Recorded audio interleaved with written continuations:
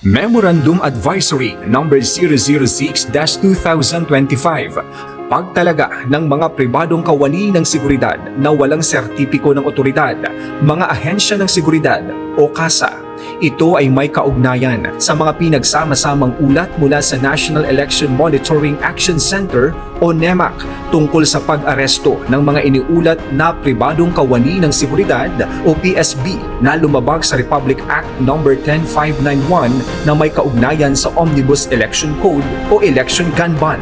Kaugnay nito ang lahat ng tagapagbigay ng serbisyo ng pribadong seguridad o PSSP na walang naaprobahang sertipiko ng otoridad, mga ahensya ng seguridad o kasa mula sa COMELEC ay pinapaalalahan ng tiyakin na ang kanilang itinalagang mga pribadong kawani ng seguridad o PSP ay hindi nagtataglay ng anumang baril, pagmamay-ari man ng kumpanya o pansarili at mga bala habang ginagampanan ang kanilang tungkulin.